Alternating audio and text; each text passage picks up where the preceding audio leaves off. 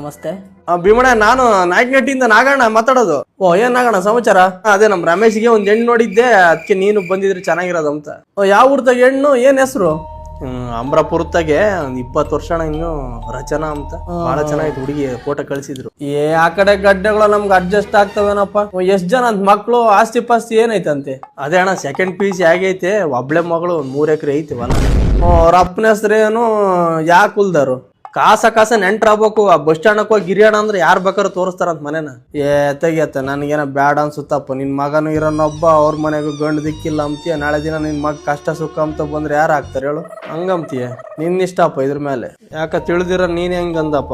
ಬಿಡತ್ತ ಹೋಗ್ಲಿ, ಇಲ್ಲಿ ಅವರ ನೋಡಿದ್ರ ಆತ. ಇಲ್ಲ ಪಾಪ, ಆ ಸಾರ್ನ ಬೈಕಿ ಪೆಟ್ರೋಲ್ ಹಾಕ್ಸ್ಕೊಂಡ್ ಬರೋ. ಯಾವ್ದೋ ಒಂದ್ ಎಣ್ಣೆ ಐತೆ ಅಂತ ಅಮ್ರಾಪುರದಾಗ ಹೋಗ್ಬರ. ಆವತ್ತು ಇವರ ಮುಖದಲ್ಲಿ ಒಂದು ತೇಜಸ್ಸನ್ನು ನೋಡಿದೆ. ಏನನ್ನು ಸಾಧಿಸಿರೋ ಸಂತೋಷ ಇವರ ಮುಖದಲ್ಲಿ ಎಲ್ಲ